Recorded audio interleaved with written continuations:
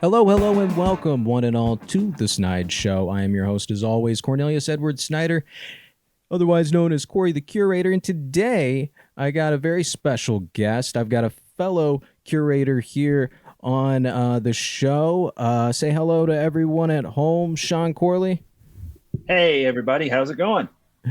Awesome. I am excited to have you here. As we were just saying, I was saving it for when we got on camera because I didn't want to, waste anything. But I'm excited to have you on because I love talking pop culture. If you or anyone else has seen me and AC, my creative partner and cousin, our episodes, we always dive into things like trailer talk, comic books, both mainstream and niche, which that's something I love about your work, Shaun, is just the appreciation for both out there.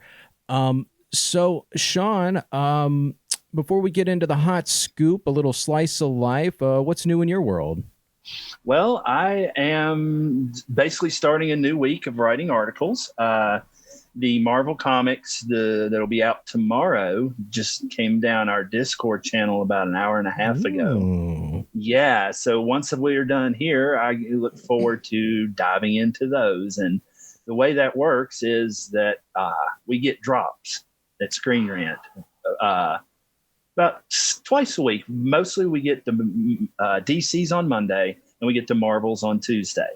And sometimes we'll get from IDW, Image, Boom, Dark Horse. Man, all the big guys. Oh yeah, and this is like one of the best perks about this job is the free comic books. Awesome. Like I have just read so much great stuff that we'll talk about as we go through here. But yeah, the free comic books is a great perk of this job. And to get back to that, the Marvels dropped today. There's some stuff in there that looks good, like a new issue of Doctor Strange. Nice. Yeah, I love Doctor Strange. Same. And this new storyline they have coming up sounds just really wild. Like, I can't wait for it. And there's a new issue of Moon Knight, which dropped. Looks really good. I looked at some of the preview pages late last week, and it looks like it's going to be really good. And then we had our DCs yesterday. Really great issue of Justice Society of America came out. I don't know if you've been following DC or not right now, but they have a kind of a little crossover going called Night Terrors. Have you? No, I'm not hip to that. I'm so lame because I'm such a paperback, much like TV. I wait till it's all out, and then once it's all out, I go back and binge it. You know? Oh yeah, I do that all the time. Like I have a Hoopla account with the library, and all I get off there are trades. Like constantly getting trades off there, which I use to kind of excuse me, fill in the gaps of my own knowledge. Because I figured if I'm going to write about comics, I should be reading them constantly to try to get ideas. A holistic approach. Exactly. And I been reading these trades, get article ideas out of them as well. That's the second reason I read them. We kind of do articles that are about new comics, like the ones I just told you about that dropped. But we also will turn our attention back to like classic comic books, like just anything that we think our readers might be interested in. We will cover. I've wrote articles about comic books going back to like the 1960s. Nice. So it's just a very vast scope of stuff to choose from to write as well. Oh yeah.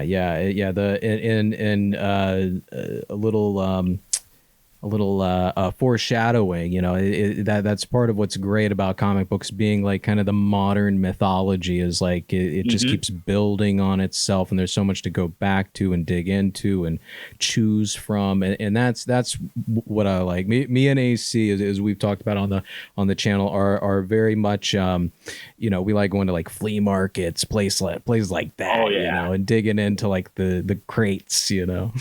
When I was a child, there was a flea flea market around here. Well, it still goes on, but I just haven't been to it in many, many years.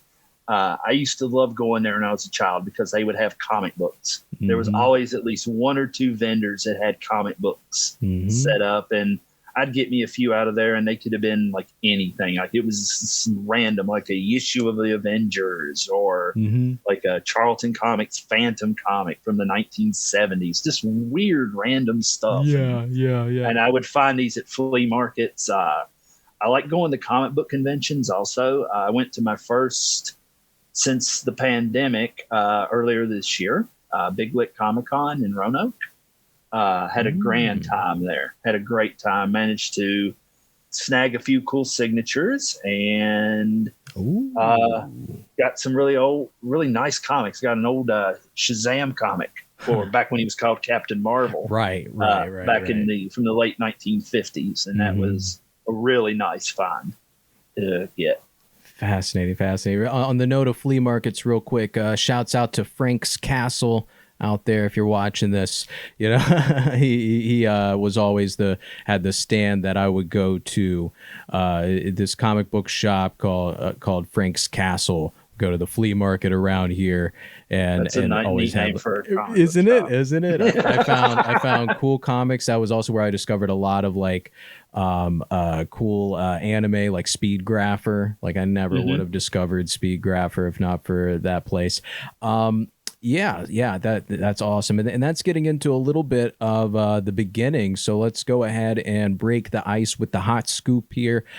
Shaun, as a fellow curator of pop culture and art, can you share a defining moment that sparked your passion for comics?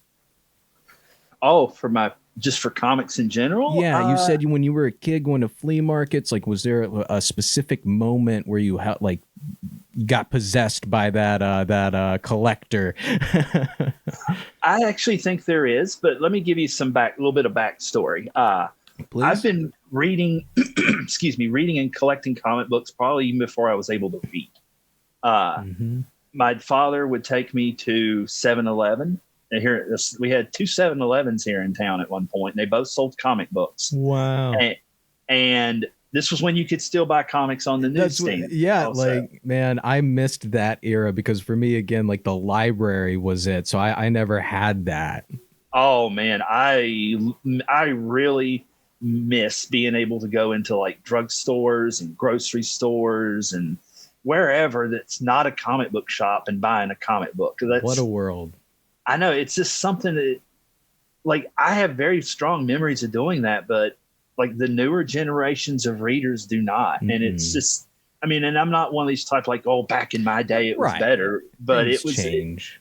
And it's just interesting, if anything else, to see the shift. Shaun, what my generation's version of that probably was, which was sort of like mid to end Gen Y, was the DVDs, like, you know, the $5 DVDs. Everywhere you went, DVDs, and still a lot of places still are doing that for some reason.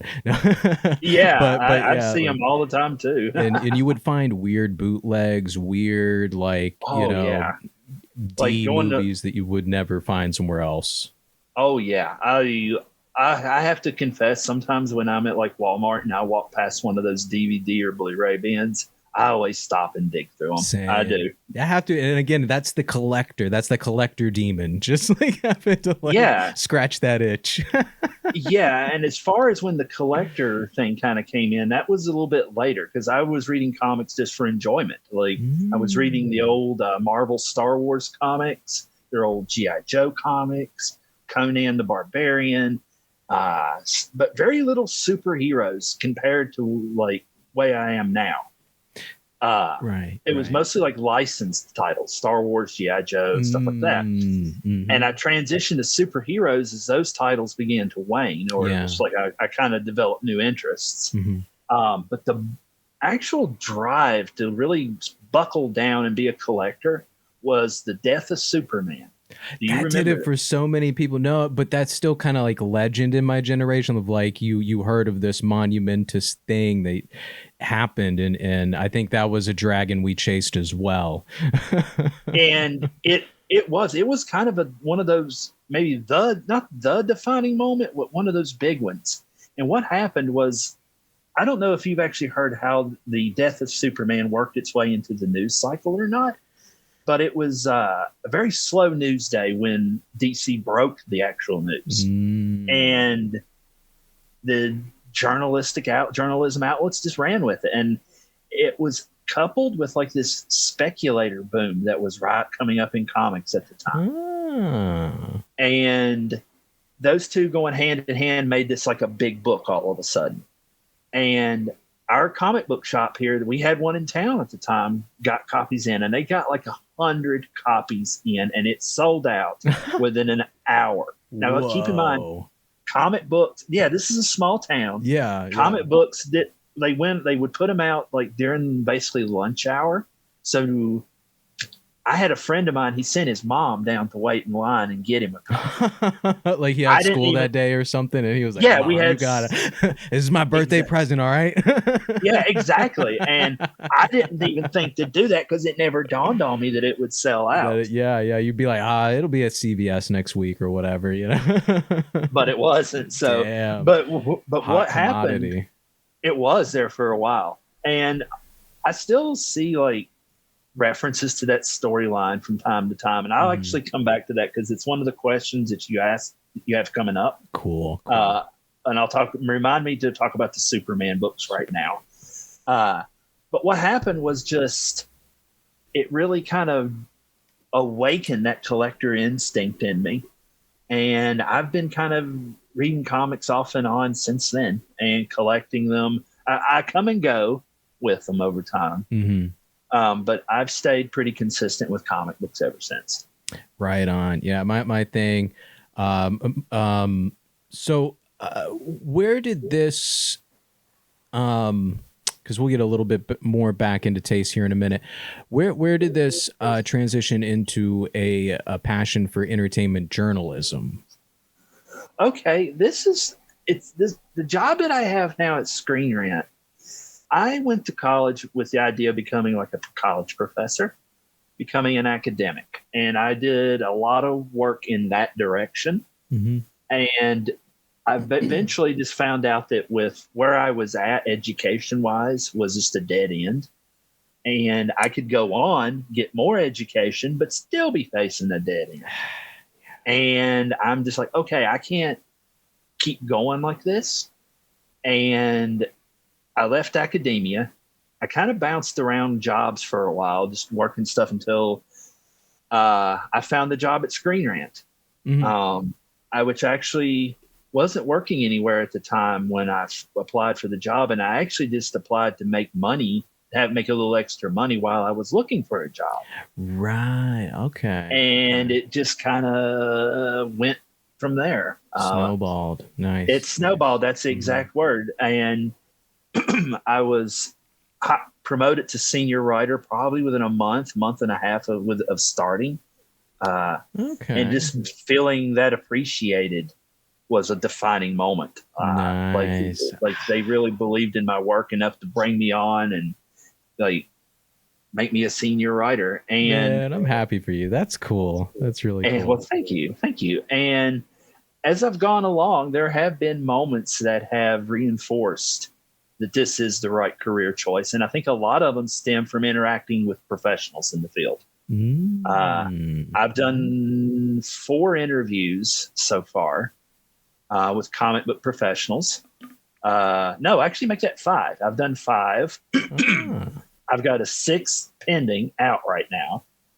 Excuse me. Sorry. And interacting with these professionals is really just, and hearing them answer your questions and talk to you and just take time out of their day to speak with you about their work is just really gratifying.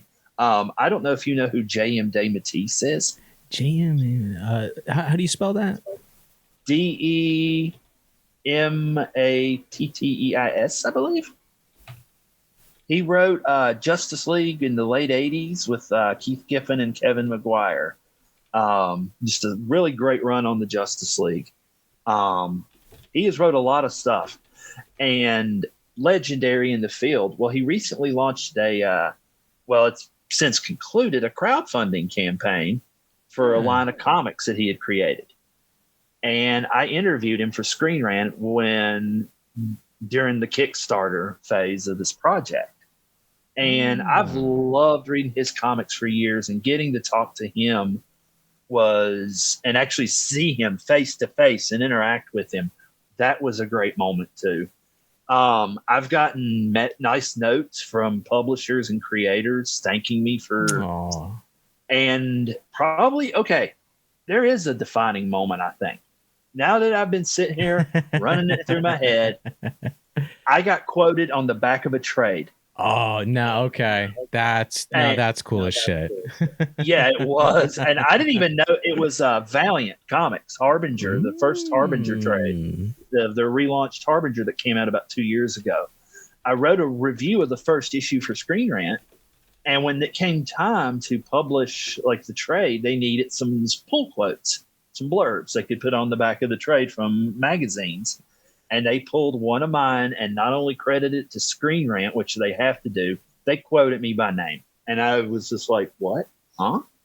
That's cool. I thought it was really cool. And I didn't even know they did it until somebody I was working with at the time pointed it out. Like, hey, Shaun, you've been quoted on the back of a trade. And I was like, what? Yeah. So that's cool. So that's so cool, man. Yeah. And what a surprise. So it was a very pleasant surprise. So you've gotten that internal sort of gratitude, recognition, validation, and then you've got this external validation as well, from your peers. That's really cool, man. That's really cool. And that's cool to hear, because you hear a lot of different stories in the industry, and I love those ones that snowball and have these success. And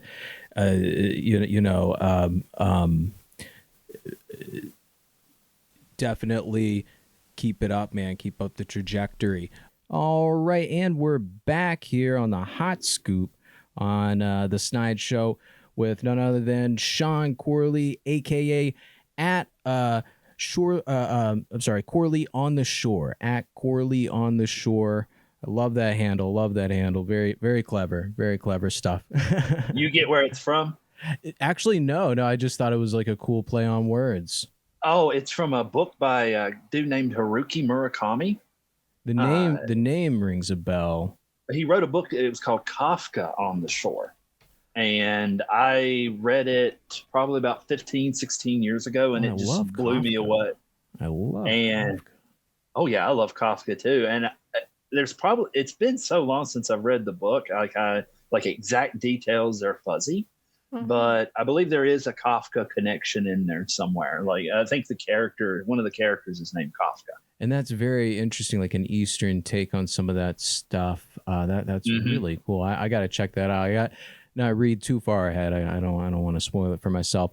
But on the note of pop culture, Shaun, ultimately, all things considered, DC or Marvel?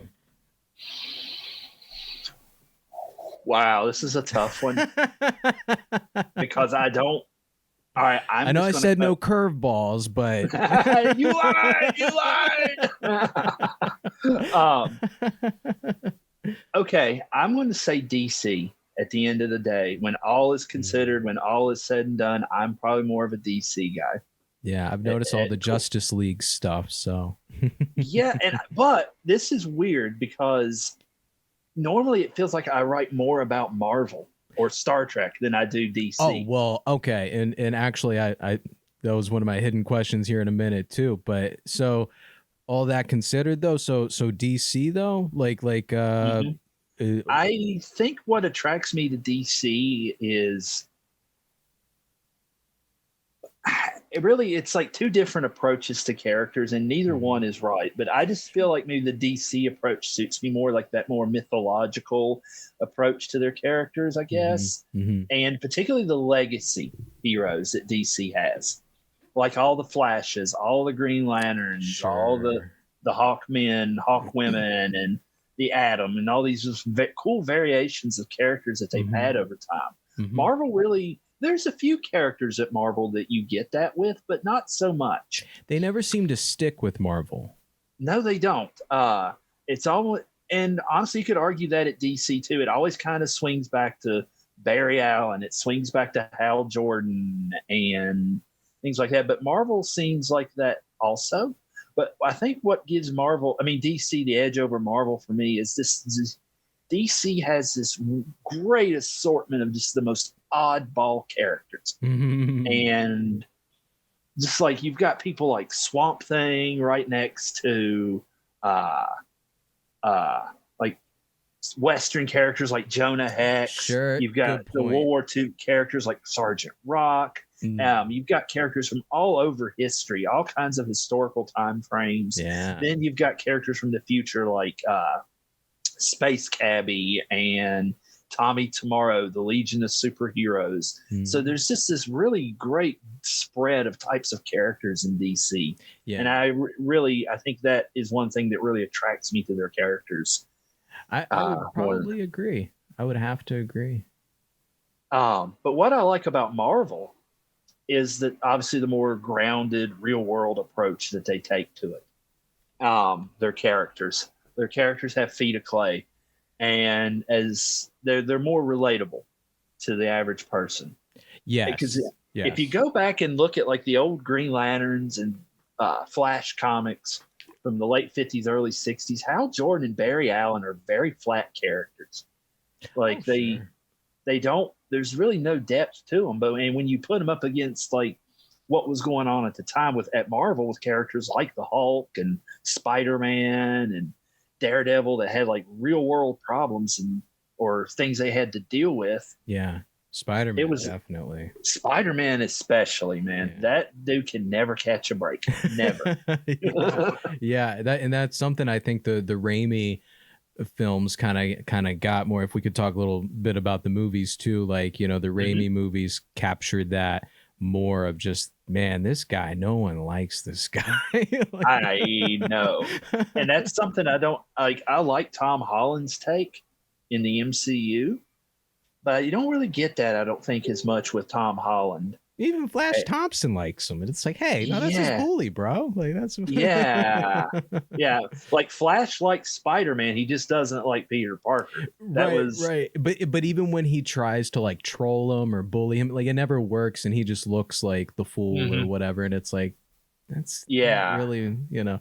But mad respect to all of it, because it is, you know, I could talk all day about the things I like and don't like about the movie adaptations, but really I'll take any. I like a little bit of everything, you know. You know, no hate, you know. It's you know, you got to shine the light in the darkness, as they say. There you go. On to other media, though. You mentioned Star Trek.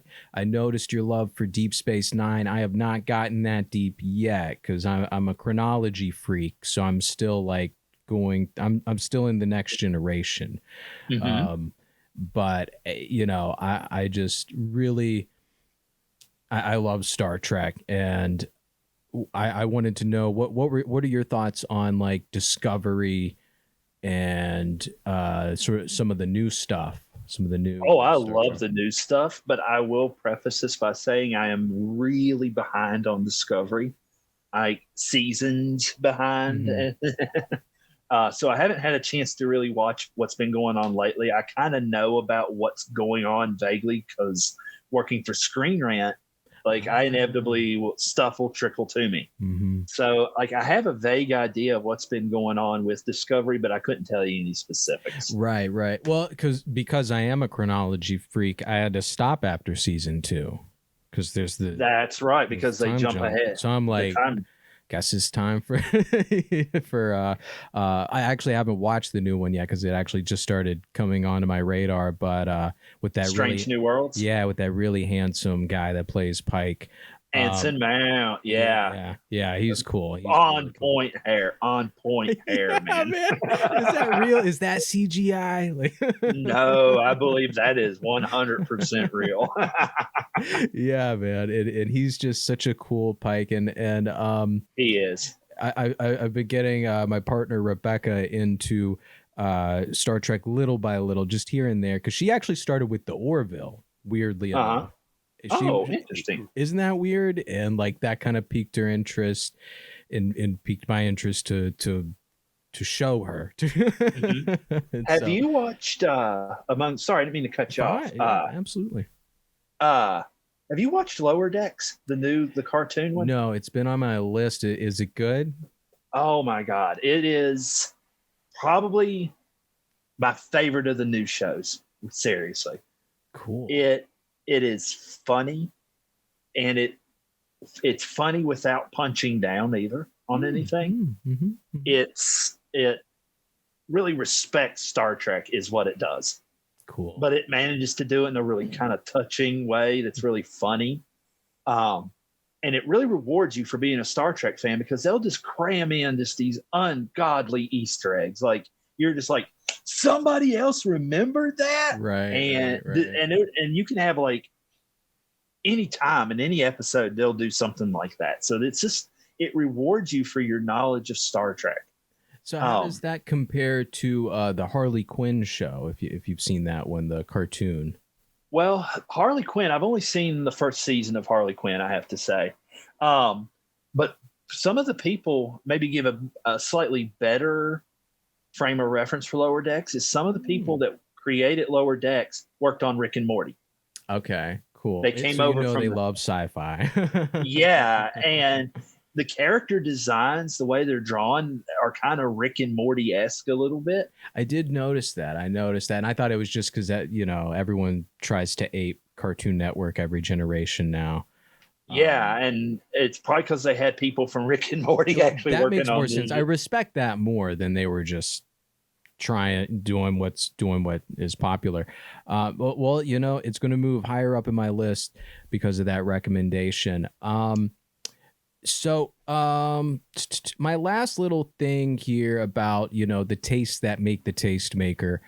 I noticed you're another Tubi fan. I love Tubi. I discovered. I have recently, Tubi has been within probably the last 2 months. I've been primarily watching Babylon 5 on there. Okay. I've got about 2 more episodes left in season 1. And I intended to go through them yesterday, but it just didn't work out. Finish the season. So hopefully, fingers crossed, I'll get it done this week sometime. Nice. I've really been enjoying it. I did not watch it when it was on because it was syndicated.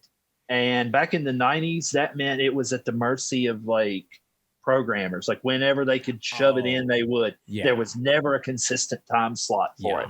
Yeah. And there was a lot of syndicated shows like that, actually. But Babylon 5 was one of them. So now I've got the whole thing right here, and I've been binging it. But I've also been watching movies on there, too. I watched Night of the Hunter on there for it, like over the weekend. Absolutely just, I had seen it so many times, but it was just fantastic watching it. This classic flick here? Pardon? This classic flick here? Night of the Hunter with Robert Mitchum. 1955? Yeah, that sounds right. Charles Lofton directed it. I've never heard of this. Oh, dude, it's on Tubi. You should watch it. It's so good. I will for sure. Anything that like comes up like with TV tropes. I don't know how often you go on there. But I've seen it. Yeah. Yeah. Like anything like because I'm a sucker for tropes. I like things when someone takes a familiar concept or something, because I'm a firm believer you can own the execution of a concept, but you can't own a concept.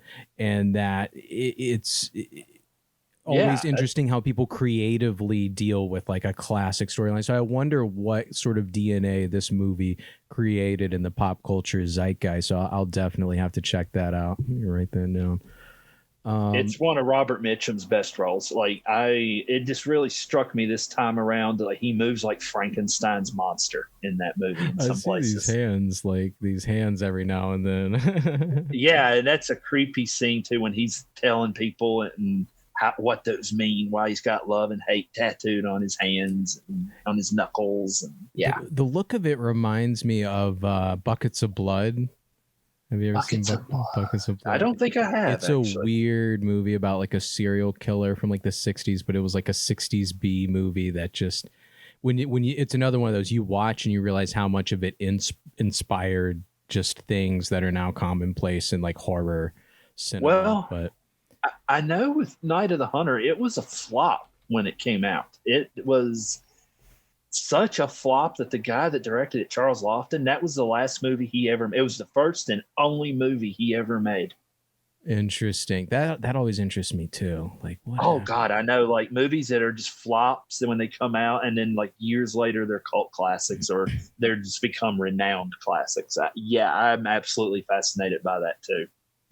Yeah, but this is Bucket of Blood here. A Bucket of Blood. It's like it's. I definitely recommend if you like weird classics, checking it out because it's so surreal and perfect, schlocky and like like you could see how like someone might have. Yeah, that's right. It's a Roger Corman. Flick. Hell yeah. Love Roger Corman. So back to comics though. You've got a unique approach. You're not putting out just the normal theory articles or the normal like clickbaity, like you've got more of like a kind of like I'd say like a thought-provoking approach. What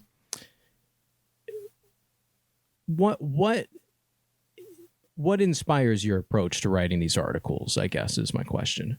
Well, we kind of have like guidelines for starters that help us write our articles. Okay. Our editors give us feedback. Like they'll tell us like when we do the drops each week, the Marvel and DC, they'll go over like, especially for the new people that are coming in, like just to outline the approach. I don't have that said approach in front of me right now, but what we try to do is we try to look for like things about these comics that people that don't necessarily read the comics may want to click on and learn about.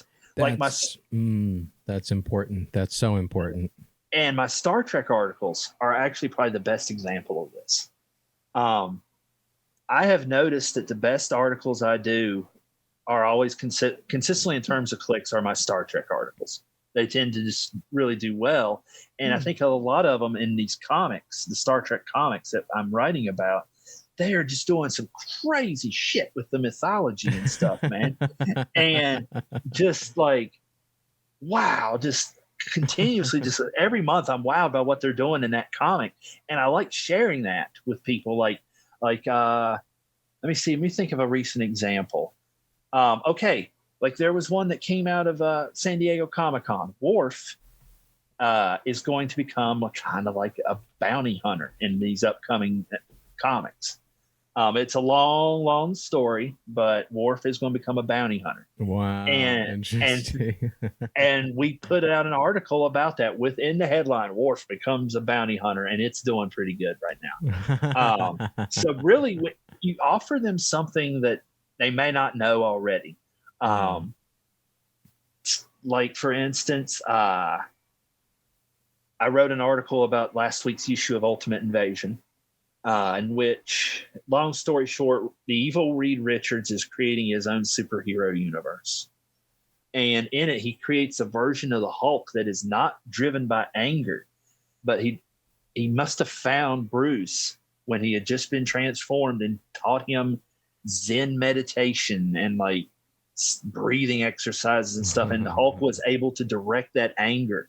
And he's like called the legendary Hulk now. And just like little things that like people that don't necessarily read the comics may want to learn about. Interesting. Yeah. And again, that's very important. It's very important. So you've covered some exciting topics in the world of comics. Can you tell us about an article that you found particularly challenging? Do you remember maybe about a month or two ago, there was a hashtag going around Twitter, comics broke me? Do you remember that? No. It was basically industry professionals, like writers, artists, colorists, letterers, sharing just stories about the deplorable working conditions they've had to endure, like low pay, crappy upper management, stuff like that. No. And it went viral. This hashtag went viral. So we thought, let's get an article out about it. Yeah. And I wrote the article myself because they kind of wanted a more experienced, seasoned writer to take it. And I wrote the article, got it published. It did decent. But just reading all those stories that I wound up citing in the article really drained me. It was just like, oh my God, this is horrible. Depressing. Just depressing. It was depressing. It was just like, this industry that I love so much, this industry that I write about, can just be so bad to people sometimes. Yeah. I mean, it goes all the way back to the industry's founding. It really does. And it's just like, it gets progressively better, but there's still like a ways to go. Right. And yeah, I could go down a whole other rabbit hole there, honestly. But you know, back to shining a light as a peer mentor at Screen Rant, you must engage with a wide audience. How do you navigate the challenge of catering to diverse readers while maintaining authenticity in your writing? Because you know, Generation X and Generation Z, and even myself as like a very casual comic book fan, comparatively, Gen X and Gen Z, they want different things out of comics. And even if this doesn't affect your articles, what are your thoughts on just that struggle, for lack of a better word? Well, I think what I'll phrase this is like about the different writers that I work with as a peer mentor. Because you mentioned Gen X and Gen Z. Probably I would say I'm the tail end of Gen X myself. If here's the end of Gen X, here's me right here, right there. But I would also add you're much more relatable. Like your sensibilities and your tastes cross generations. So you're in the internet world and you have a finger on the pulse. So compared to the average Gen X, you're one of a kind. Thanks. I've always in the best way. I know technically I'm Gen X, but I feel like I have more millennial sensibilities. And it's really interesting because I saw this thing a couple of years ago, this meme basically that created a new group called the Xennials. Did you happen to see this? No. What? The Xennials. I love that. It was people born, and they used the two first Star Wars movie, A New Hope in 1977 and A Return of the Jedi in 1983 as the marking points. And if you were born in between that, you were an Xennial, and you basically had it. And this is exactly me to a T. An analog childhood and a digital adulthood. Whoa. And I was just like, yes, that's a good label. Let's use that one. Cool. Very cool. I'm with it, man. Mad respect. But I work with a lot of Gen Z writers. I think I do. And I love them. They're great to work with. I am not one of these type that is like, back in my day, it was better. They really inspire me. They do. I think what I've learned being a peer mentor is just have empathy and compassion. Just they're learning the ropes. You had to learn the ropes. And I always try to remember that. And I like to think that I'm getting older, no doubt, but I like to try to keep myself flexible in my thinking. Yes. That's big. That's big. I know that the music coming out today, it's just, I don't necessarily like it, but I don't be like, hell with it. It's just not made for me. Sure. And I'm not the demographic, and that's okay. That's okay. So yeah. I think it's just keeping flexibility and just having empathy and compassion. Absolutely. Empathy is huge, honestly. So in your experiences, what do you see as what role do you see comics playing in shaping or reflecting generations in culture? I think comics they definitely have shaped culture, but I think the great thing about them is they reflect culture also. Probably one of the best examples I've heard of this. And again, this is a book that's been quite a while since I read, but The Amazing Adventures of Cavalier and Clay by Michael Chabon. That rang a bell. It's a novel. He published it in like 2000, 2001. I didn't read it till about a decade later, but it's set in the comics industry in the 1930s. Sorry, what was it called again? The Amazing Adventures of Cavalier and Clay. And it explores like issues related to like the founding of comics, like, you know, like the shitty business practices. But the author kind of posited that like these comic book creators were reflecting the world around them, because a lot of these comic book writers, like the early ones, they were Jewish and they were living in a time of rising anti-Semitism. Yeah. And I think part of his thesis in that book was that this, like Superman, Batman, Captain America, all these golden age characters were created as kind of a response to that. And also to the social issues of the time, because if you go back and read those old Superman comics from the late 30s, early 40s, oh man, he doesn't fight Lex Luthor. He doesn't fight Brainiac. He fights slumlords and child abusers and people like that. Yeah. And I think that these comics were just reflecting like what people were feeling at the time. Yeah. And that has never changed.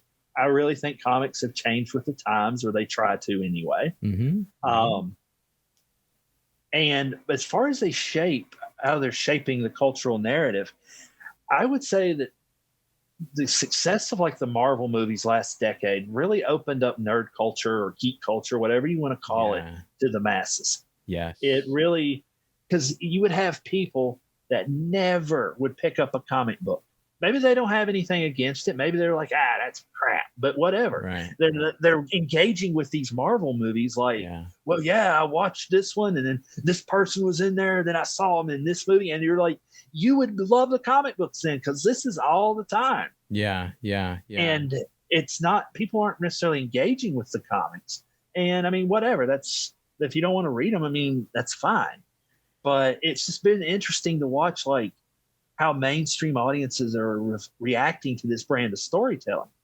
Because what the Marvel movies have done is they've taken comic book brand storytelling and brought it to movies. And watching how mainstream audiences have reacted to this has been kind of interesting, really. It's so interesting. So many great points. Because like on the earlier note about them reflecting culture when it first began, I mean, you also look at the atomic age and just, you know, all the questions. The Silver Age. The questions about nuclear and like how that came into the comic book world, and, you know, war in Vietnam, how that was brought into the comic books, and then that continued on. And then, you know, and it was a kid's thing. Then it was like a casual, you know, read 'em while you're at work, you know, on your lunch shift thing, to then it kind of became a not cool thing. And it was more nerds and kids of people that liked comics and stuff. And so it kind of, you know, was stuffed down. But in the 90s, you start to see the swing again, going back to Doomsday, you know, the death of Superman, you know, and you see these big booms. And around that time, you also see the Wu-Tang Clan, you know, and they started making it a little bit cool, you know, by putting it in their raps. Then you see MF Doom right after that, you know, and he brought, I mean, his whole persona is based on a Marvel character, you know. And then you know, the movies, you know, were, you know, what they were, you know, between Blade and Daredevil, you have a spectrum there. And I love Blade, the first Blade movie. It is great. It is fantastic. But I am also one of the few, you know, I like the Star Wars prequels. I like Daredevil. I like Ben Affleck's Daredevil. I thought he made a great Batman in that Daredevil movie. Well, I always heard he took the role of Daredevil because he thought he'd never get to play Batman. Yep. and then yeah, the Marvel, bringing it all together, because I'm sure you had the same thought that I had as a kid, where when they started making these movies, and around this time you were probably like college age or what have you, and you're like, why can't they all get together like they do in the comic books? Why can't the Fantastic Four over there go to the Sam Raimi Spider-Man over there? And, why can't they, and then finally here came Iron Man. yeah. But for a long time, it was A.V. Arid, apparently, who was like, no, it'll confuse everybody. Well, yeah, because I've noticed that A.V. Arid his name has not been seen in Marvel movies for quite some time. Him and Kevin Feige got secret beef. They got secret beef. Iron Man was like, I saw it with a friend who had already seen it, and he was like, you gotta stay to the end, you gotta stay to the past the credits. Yep, and I was like, okay, whatever. And then when there's Samuel Jackson as Nick fucking Fury, which is just right from the Ultimate Comics. Yep. Asking about the Avengers Initiative, and I about dropped a load right there in the theater, man. I was like, oh, like that. Dude. Yeah. And I was just a DC stan at the time that I was just like, I was waiting for DC to do it. I'm like, all right, well, now that Marvel's doing it, let's see DC do it, and then we got Green Lantern. Yeah. And I never finished Justice League. Justice. With the Joss Whedon or the Zack Snyder cut? Both. Okay. Yeah. I saw the Whedon cut in theaters, and then I watched the Snyder cut in one night. Like, I had to break it up into little bits and pieces, but watched it in one night. And and I think if you watch it in one sitting, it's better that way, but you just really need to block some serious time out. That's what I gotta do. And I gotta just do it by myself one day, because I'm always like, I want a friend, and they're always like, I can't commit to that, Yeah, I get that. I was like, 4 hours. What? Yeah. I'm not gonna just. But it turned out to be time well spent, I thought. Yeah, I'm like, I don't have anything against Snyder, but going back to the DC thing, like, I'm mainly a Bat Family guy. That's awesome. They were always my thing. I mean, again, going back to the library days, reading the trade paperbacks, getting my hands on a Legends of the Dark Knight, and it just breaking my world. And that's still the only ones that I really consistently like collect. I'm hunting down all the paperback collections of Legends of the Dark Knight, and which the best Batman shit ever, because it was when what was it? Not Year One.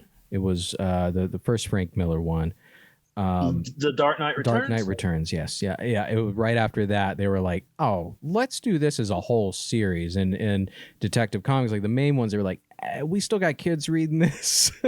we still got kids reading this. Let's just do a different one." And Legends of the Dark Knight, they were like, "Let's just go crazy with that." And then Year One, and then like from Year One, they were like, fucking like, let's just do Batman on mushrooms.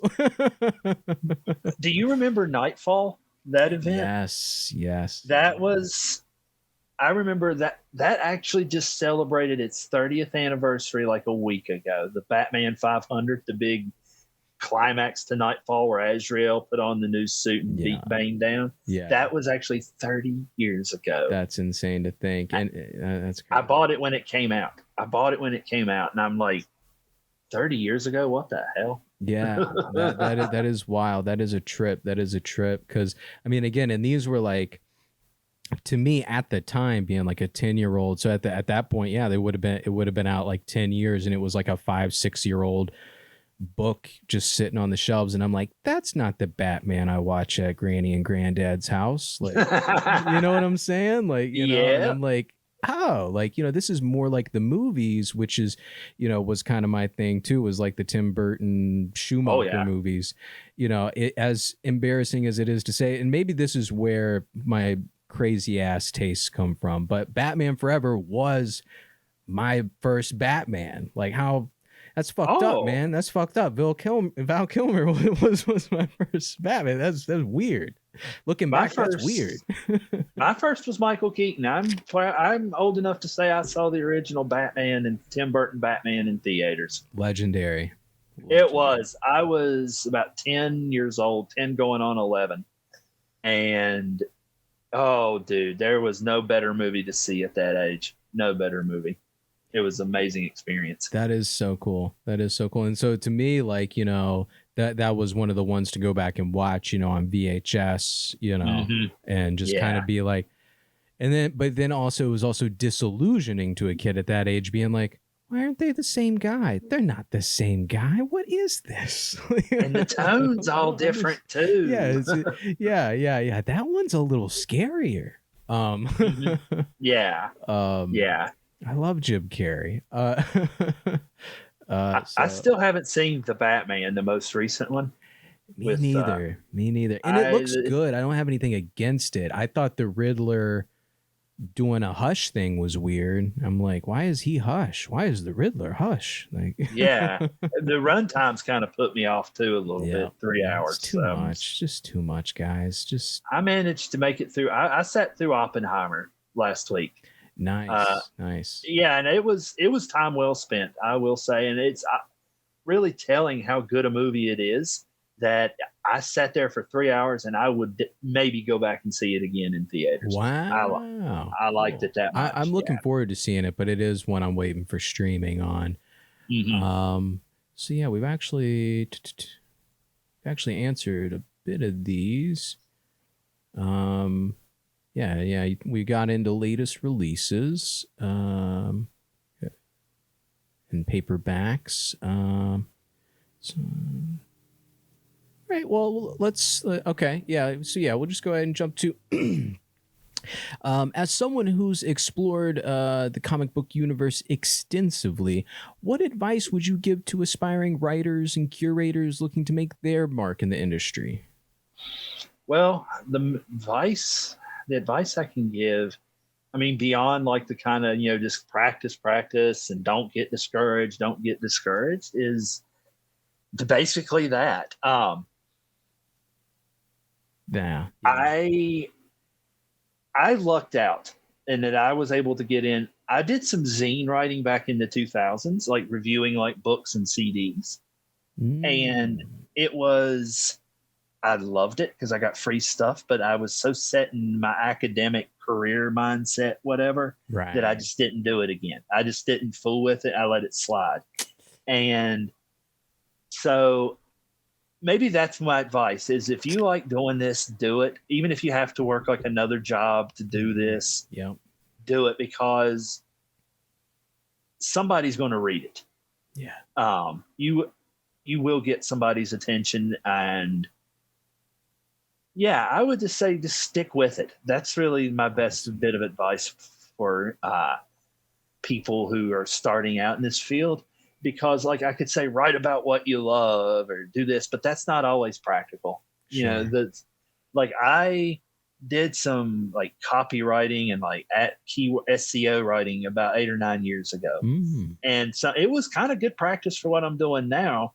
But it was not fun, really. No. It was like, here are the keywords. Here's what we need. And it was like the health effects of blueberries and stuff like that. I've done a bit of copywriting myself, and it's so you know what it's like. Yeah. And then, actually, can you change this one word? It's just like I had that. I had that. We actually want to go with something else, but we don't want to pay you again. It's like, well, you know. Yeah, exactly. But it can be it's a hustle. It is all a hustle. Art, you know, commodification of art, you know, going back to what we were talking about with the industry, you know, the root of it all is, you know, is money. Yeah. Built on kind of shady foundation. I couldn't have said it better myself, Shaun. So what's next for you in the world of comics and entertainment journalism? Any exciting projects or venues? Ventures you'd like to share with the audience? Yeah, I actually will hopefully have a hint. I've talked about the Star Trek comics that they're out right now. Hopefully, within the next week or two, I'll have an interview with the creative teams from those books coming. IDW, the company that publishes them, has apparently been seeing my stuff and they liked it. So they reached out to our editor asking if I would like to interview the creative teams for these. And that's cool. So hopefully that'll be, I've created the questions. They're in the hands of the creative team now. I'm just waiting for them to get back to me. Also, I didn't really get a chance to talk about this earlier, but I work for another magazine called Mixed Alternative. They're a new magazine. They're about a year old, primarily based here in the Southeast. That might have been one of the first things I saw. You've already done a thing with them? Oh yeah, I've published several articles for them so far. I thought I saw that. Did an Oppenheimer review here recently for them. Well, anyway, in August, this month, I should say, this band called the Menzingers. Have you ever heard of them? Menzingers. No. They're kind of like this. They're a punk band, and they're from up like around Jersey or Philadelphia, I think. And anyway, they're going to be in Knoxville, Tennessee on August 18th. And my editor at Mixed Alternative was able to get me on the guest list for the show. So not only am I going to be getting into this show with a press pass to do a review, cool. I might get to interview some of the band too. We're working on that right now. So if that happens, that's going to be just like a crowning achievement of my entertainment journalist career so far. That is super cool. That is super cool. There's nothing like just being able to like get there and like, whether you got your recorder or camera or whatever, and just being able to be, and what I love about it as a people watcher is it's like an excuse to be a voyeur. You know what I'm saying? It's like, yes. I get to just be like, I get to be a voyeur. It's not weird. It's not creepy. Right. Yeah. And I'm getting to see one of my favorite bands for free. And getting the chance to talk to them. Oh my God. I'm so excited for this. Even if I don't get to interview them, I'm still going to the show. So there is that. So absolutely. Very cool. Very cool, man. I wish over the past like 5 minutes or so, since you started talking about your advice to the next generation. I can't because of copyrights, but I wish I had Journey's "Don't Stop Believing" up to this point underneath. Don't. I better not say it. Right. That might do it, man. That might do it. Well, we just actually hit over an hour. Do you want to stick around to do a topical punch? No pressure. No pressure. Will this be about the Camus article? Yeah. Okay, how much more time do we have? I mean, I can do this. I've blocked out till midnight. After this, I'm on No Man's Sky.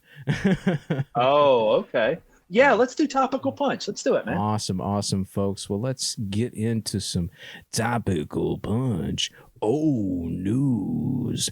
So the news isn't great. I was going to do like some entertainment news, talk about some strike stuff, AI stuff and everything, but I've talked a lot about all that. But this article actually just came to me this morning. Where is it coming up? There it is. Albert Camus, and I'm actually not familiar with this guy at all. I think it came across my radar because I'm really into existentialism.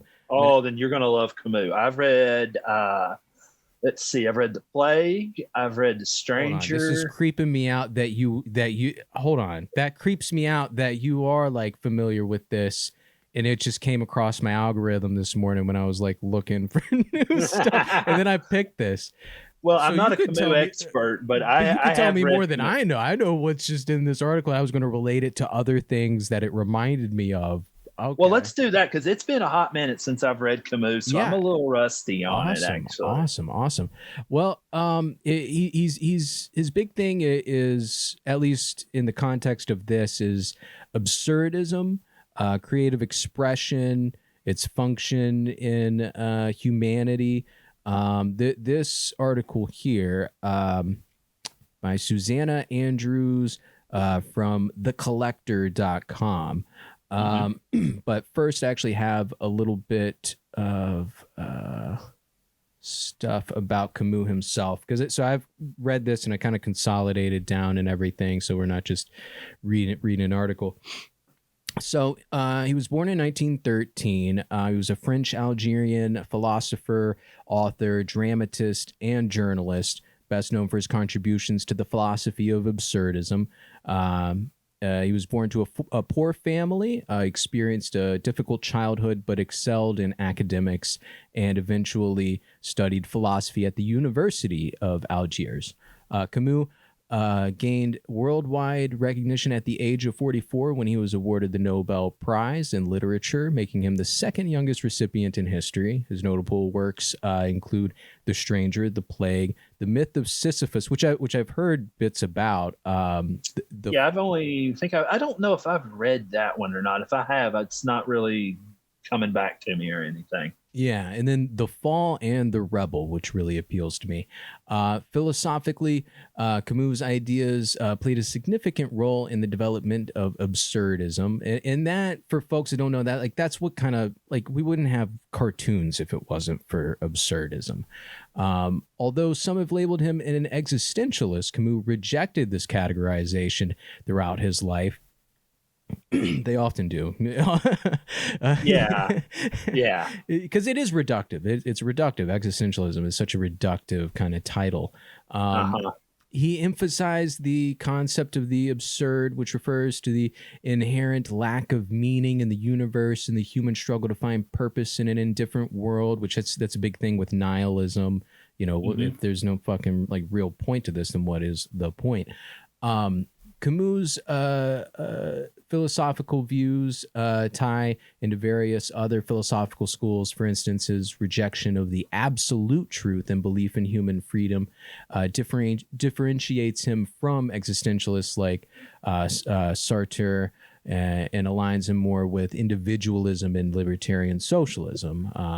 Which we could get into the weeds on all that. Moreover, Camus was critical of Marxism, Leninism, and the Soviet Union's totalitarianism, which led to some clashes with his contemporary Jean-Paul Sartre, who was more sympathetic to the Soviet model. So all that is saying, you know, no matter how much you agree on shit, there motherfuckers are going to have problems. Absurdism and existentialism intersects in the exploration of the absurdity of life and human existence. His work often delves into the themes of human condition, the inevitability of death, the search for meaning in an incomplete or an incomprehensible universe. He was influenced by ancient Greek philosophy, Nietzsche, and 17th century moralists. Camus' philosophy stands as an alternative to the pessimism of existentialism. Again, like an alternative to nihilism, you know? He believed embracing the absurdity, the chaos of life, and accepting its lack of meaning while asserting the importance of individual moral freedom and responsibility. So, and that's a very heavy statement. So basically, you know, there's also, are you familiar with Epicureanism? I've heard the term. I'm not entirely familiar with it. Yeah, he's one of the classical Greeks. Everyone's like built on him. He's just one of those kind of like, you know, lesser known than like, say, I don't know why I'm like Socrates or what have you. But his whole thing was just having the best time as possible, mitigating pain, whether your own or someone else's, as much as possible. Doing what you can, just fucking have a good time. Just, you know, it's it's basically, you know, Lil Lebowski's whole thing. Or as you see on the internet, maximum good. Maximum good, yes. But his shit was bastardized by the hedonists. Like the hedonists took his shit and was like, okay, like, well, if we're gonna say we have justification. yeah. So we can just do whatever the fuck we want then. And again, you see the same thing kind of with, anarchy and stuff, a big thing with anarchy is like responsibility. And then other people take it and they're like, no, well, that means I don't have to fucking do anything. Right. Yeah. So yeah, he was very active in just the nuances of like the politics of the time and the social issues. And let me actually just skip a little ahead. So he provided, this perspective on the human condition, confrontation of the chaos of existence. Like you can't control everything. It's this is the world that we live in. Yes. So in the article, they delve into these connections to human expression. He proposed the term absurd creation to describe humanity's drive to invent in response to the meaninglessness of life. So, I think you can kind of relate that to the comic books that we were like the early creators of comic books. When we were talking about comic books shaping and reflecting the world around them, like these creators saw injustices around them, and they knew that there was nothing they could do. Oh shoot! Oh no! Oh no! Shaun. What? Oh, okay. You started to break up there. Please. Oh, sorry. No, it's good. Sorry. It's good. I just panicked. I thought the call was dropping. Oh gosh, no. All right. So basically, talking about the idea that their comics are shaping and reflecting the world, these people knew they couldn't do anything about the slumlords or the wife beaters on their own. So they created characters like Superman that could do something about it, creating symbols of hope. And I think that's actually absurdist. It's like they're creating like a man who can fly, can shoot lasers out of his eyes. Rubber man that just stretch everywhere and solve all the problems. Plastic man. Yes. Or like a guy that takes a pill and has super strength for an hour, or people like that. And they created these characters as a way of dealing with the social problems of their time. So absolutely, I see that. And I see that in comic books. Yes. That's so cool. That's so cool. And again, we found this absurd but very insightful point in the chaos. Again, my algorithm fed me this article. And that's beautiful. That's so beautiful. I think probably one of the best comics I've seen here recently that it reflects this kind of absurdist approach is Howard the Duck. Have you ever read it? Yes. I love Howard the Duck so much. I have been getting their classic Howard the Duck trades off of Hoopla and reading them. Nice. And I'm telling you, every issue was just like a punch right in the brain, if you want. It was just like, wow. Like Steve Gerber was just giving these philosophical diatribes, and then just the next minute would be like this what the fuck like type of humor, like what, huh? Yeah, and that face right there. Yeah, and it just creates, it's just such a unique comic. There was nothing else like it at the time, and there's really nothing like it right now. Yeah, it was just so singular. Yeah. And it reflects that absurdity because Howard he's an anthropomorphic duck. Yes. From another dimension. Yep. Who was thrown to our world. He didn't really fit in on his own home planet. Now he's double fucked on this planet. Yeah. But he finds his way. He does. But just along the way, watching him just like deal with stuff is just like, it's like a stranger in a strange land kind of perspective. Cool.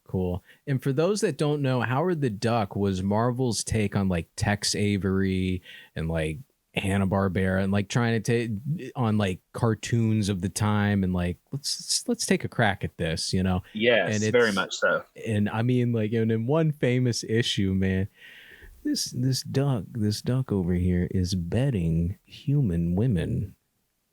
This duck man is bedding human women.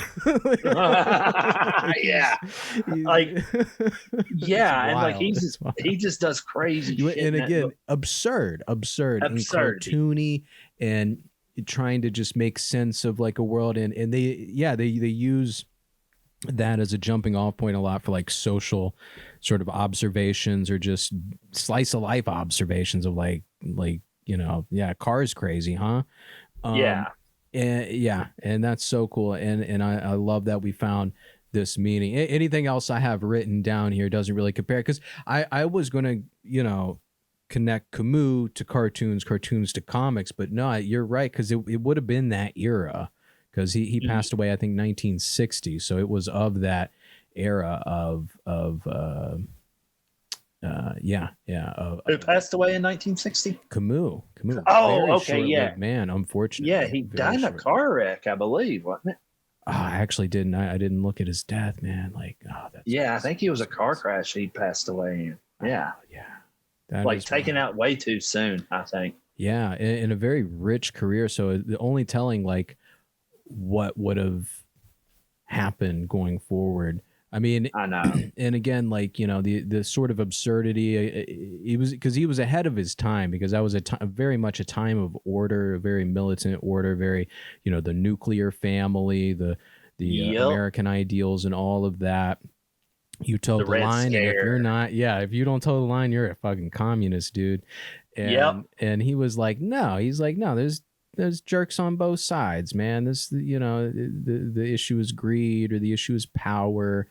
And just, again, like breaking it down from there. And I would have liked to know, like, if in his social circles, like, was he hanging out with like Jack Kirby or anyone, like, like, Well, I don't know, but like Kirby is such an interesting figure. Him and Stan Lee both are just such interesting figures, and we could do a whole podcast about them too. So yeah, I love Kirby. I like definitely Kirby over Lee or Ditko, because I love his like ancient alien stuff. Dude, I know. Kirby is somebody I actually really started to appreciate Kirby in high school. And I tell you how it happened. I bought like a random back issue of like the New Gods or the Forever People. And I finally got to see Jack Kirby draw Darkseid. And just seeing his creator draw him was just like, what? Interesting. And it's just the way he made him look, just how, it just really got under my skin. And then from there, I've been getting here recently the Kirby library books that DC put out off of Hoopla. They put out all the New Gods, the Forever People, Mr. Miracle, stuff like the Demon, Etrigan, Commandi, Omak, all that great stuff. And I've been trying to work my way through those, and just, man, Kirby, the older I get, the more I appreciate him.